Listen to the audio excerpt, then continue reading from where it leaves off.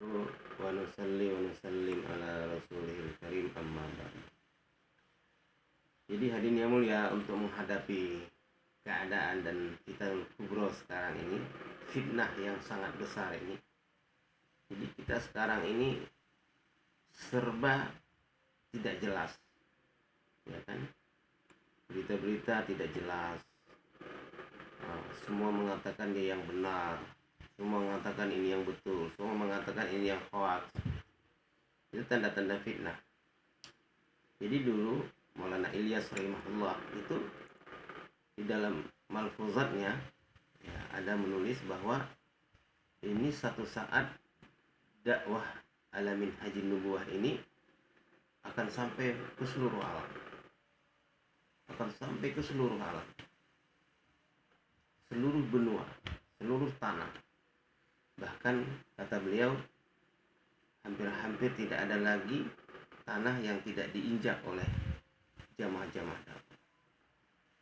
Dan juga beliau mengatakan nanti suatu saat dakwah ini, tabligh ini adalah pengisi semua media massa. Hampir-hampir tidak ada media yang tidak memuat berita-berita dakwah. Subhanallah. Jadi hadirin yang mulia, apa yang diucapkan oleh Maulana Ilyas rahimahullah itu hari ini sudah menjadi kenyataan. Dan kita sekarang dalam keadaan seperti ini, mau buat apa ini? Maka apa yang dikerjakan orang dakwah ini adalah jalan yang sudah betul, harus diistiqomahkan. Kita harus menafikan makhluk, mengisbatkan Allah Subhanahu wa taala. Karena dakwah kita kalimat thayyibah la ilaha illallah Muhammadur Rasulullah. Inilah dakwah yang sesungguhnya. Tidak ada dakwah di luar kalimat ini, karena Nabi tidak mengerjakan. Makanya keyakinan kita hasah. Kita keluar di jalan Allah misalnya ya, 3 hari, 40 hari, 4 bulan, 1 tahun, kalau lama. Itu target itu hanya 3 aja. Pertama islah diri, kedua hidupkan amal di tempat kita, keluar, dan ketiga lahirkan dai-daiyah baru. Nah ini sebenarnya target keluar. Makanya islah diri itu apa? Islah diri itu memperbaiki niat kita dan memperbaiki yakin kita kepada janji-janji Allah. Nah, contohnya yakin kita kepada Allah itu seperti apa? La ilaha illallah Allahu akbar contohnya. Kalau sudah azan dikumandangkan Allahu akbar, maka Allah maha besar. Yang lain adalah tidak ada. Kadang-kadang orang mengatakan yang lain itu kecil. Kalau kecil masih ada. Makanya kalau yang kecil itu masih ada, maka kita tongkrongin. Contohnya toko kita, pasar kita, ladang kita, pekerjaan kita. Walaupun sudah azan dikumandangkan, karena masih ada yang kecil itu masih kita tongkrongin. Padahal para sahabat kalau sudah azan dikumandangkan, dia seperti tidak kenal kepada yang lain. Bahkan kalau di Turki itu saya ada 4 bulan di sana keluar, itu setiap masjid sudah penuh sebelum azan dikumandangkan. Saat pertama, kedua, ketiga udah penuh itu. Nah kalau kita kan setelah azan dikumandangkan baru mencari-cari masjid kalau dapat. Nah kalau masjidnya hilang, itu saya sering tanya anak-anak muda, kenapa kamu tadi nggak datang ke masjid? Oh saya Ustaz tadi cari-cari masjid nggak ketemu. Nah, berarti bukan salah dia, salah masjidnya hilang. Kalau bilang salah dia marah. Nah jadi nafi isbat ini penting. Jadi selama kita di dalam hati kita ini yakin yang benar kepada Allah, barulah kita ini dapat meyakini apa yang terjadi. Sekarang ada fitnah corona misalnya. Ini fitnah corona. Jadi sampai orang-orang yakin kepada corona ini yang mematikan. Ini kan bahaya hadirin. Itu bahaya. Corona itu tidak dapat mematikan. 1000, 1.000.000 corona tidak akan mematikan. Yang mematikan itu adalah ajal. Itu atas keputusan dan izin Allah. Wala yu'akhirallahu nafsan idza jaa ajaluha.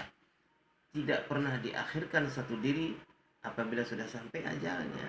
Jadi kalau belum sampai ajalnya enggak pernah berakhir diri manusia, walaupun 1000 virus menempel pada dirinya.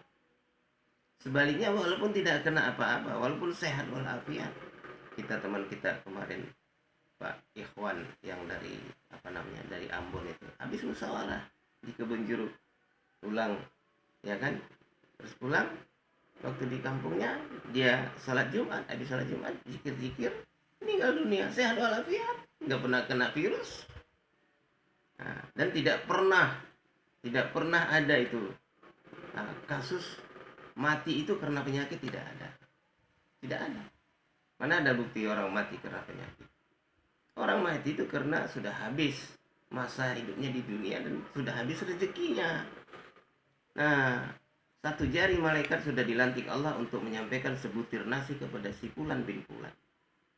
Nah, tidak akan ketukar rezeki itu. Begitu juga nyawa kita. Nah, jadi nafi isbat ini harus benar. Barang siapa yang yakin virus yang membuat dia mati, virus yang mematikannya, maka dia perlu syahadat ulang hadir. Bahaya hadirnya. Hari ini orang masalah euforia, masalah sampai kemana-mana. Hampir tidak ada orang lagi, sampai anak-anak kecil, jangkrik pun paham nih sekarang corona. Karena tidak terbukti. Corona itu tidak terbukti sebagai pembunuh. Mana ada buktinya dia pembunuh? Nah, corona itu terbukti adalah apabila sudah terjadi kepada seseorang dengan satu proses. Nah, dan proses aktualisasi corona ini tidak lebih hebat daripada penyakit-penyakit yang lain. Mereka ajukan ke depan satu kaidah usul. Di dalam kaidah usul berbunyi darul mafasidi muqaddamun ala jalbil masalih. Meninggalkan pekerjaan yang mengarah kepada kefasatan, kerusakan itu harus lebih diutamakan daripada berbuat baik. Ini betul, kaidahnya betul, cuman penempatannya ini. Kemarin fatwa kan ini yang diajukan oleh mereka. Padahal fatwa itu dia katakan itu kepada virus.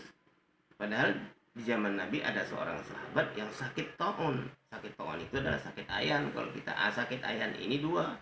Ada ayan api, ada ayan air. Nah, orang kalau sudah kena penyakit ayan, dia mendekati dua ini hukum alam ini, air ataupun api, maka dia bisa kambuh penyakitnya. Kalau dia kambuh, dia bisa kejang-kejang dan bisa mendadak meninggal dunia. Nabi bilang huwa minasyahidin. Orang seperti ini adalah orang yang mati syahid masuk surga tanpa hisab. Itu taun, dan taun itu penyakit yang jelas kepada seseorang sudah terbukti dia memang sakit itu. Nah, orang kena penyakit itu misalnya kena bakteri, dia ketahuan. Nah, makanya pembunuh terbesar itu adalah narkoba. Kan ada di dalam daftarnya itu urut-urutan kematian yang terjadi di dunia ini. Pembunuh kedua adalah orang minum khamar.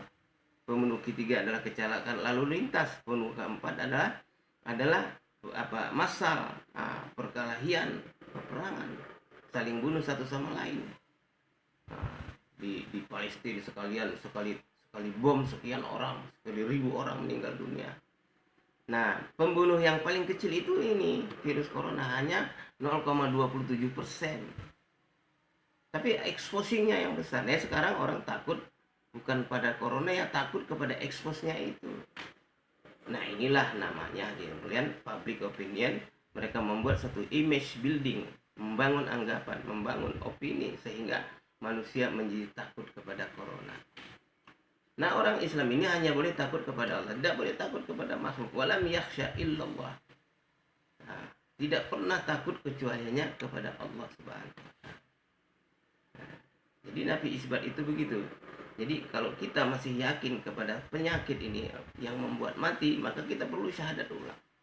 Kalau kita mati dalam keadaan keyakinan kita seperti itu dan kita rusakkan amal kita, amal ibadah kita karena itu, naudzubillah dari sampai masjid kosong. Coba masjid kosong, apa salahnya masjid? Coba apa salahnya majelis taklim? Coba keluar fatwa yang menyesatkan dari mulut-mulut yang berbau bangkai hadirin yang mulia. Ini kita sayangkan. Sekarang terjadi khilafiyah di mana-mana, ribut di mana-mana, orang Islam berbenturan satu sama lain. Tidak ada silaturahmi, bersalaman takut, pandangan wajah takut.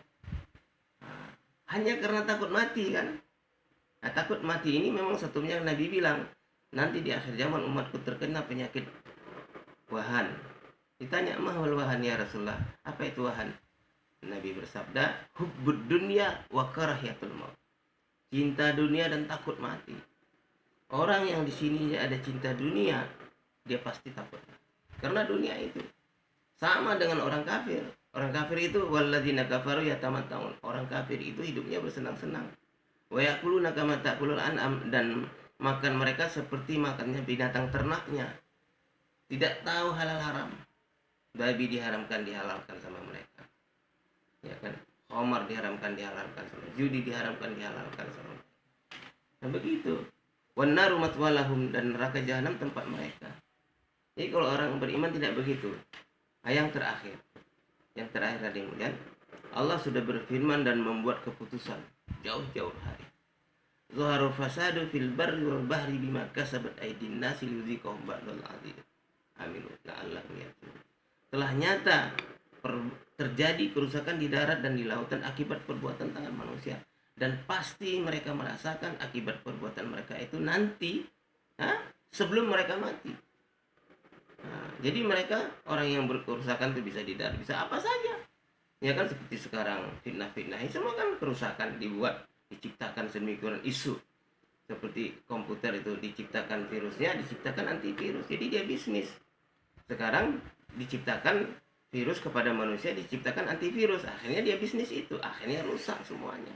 Nah ini kan kerusakan ini akibat perbuatan. Tapi ini senjata makan tuan yang akan melahap mereka sendiri lah sekarang. Mereka yang kena sendiri.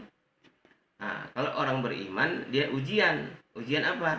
Dia ditingkatkan ujiannya. Kalau kena penyakit atau apa, dia ujian untuk melihat amalnya. Andai kata dia dimasukkan, ditakdirkan dia neraka, ya apa surga adenan, tapi karena diuji dia lulus dengan ujian, kena virus dia lulus ujiannya, maka dia naik ke surga yang lebih tingkat tinggi, yaitu Firdaus. Nah ini dia. Jadi saya kira begitulah ya. Jadi pagi ini saya menyampaikan ini karena di dalam hati saya ini udah sesek keadaan. Banyak sekali pertanyaan-pertanyaan saudara-saudara kita ini yang mereka dalam keadaan bingung, hadirin mulia. Kasihan hadirin. Kemarin saya khotbah Jumat pun materialnya hampir-hampir seperti ini, mirip. Nah, jadi mudah-mudahan semua ini akan membawa dampak yang baik kepada kita. Mohon maaf kalau ada kesalahan. Jadi mana saja ada niatlah kemajuan, semoga Allah berikan hidayah pada kita semua. Barakallahu fiik. Allah berikan berkah pada kita. Mari kita tutup majelis ini supaya mendapat keberkahan dari Allah. Subhanallah ya bihamdihi, subhanakallahumma bihamdika, asyhadu an la ilaha illa anta, astaghfiruka wa atubu ilaik. Wassalamualaikum warahmatullahi wabarakatuh. Al-Fakir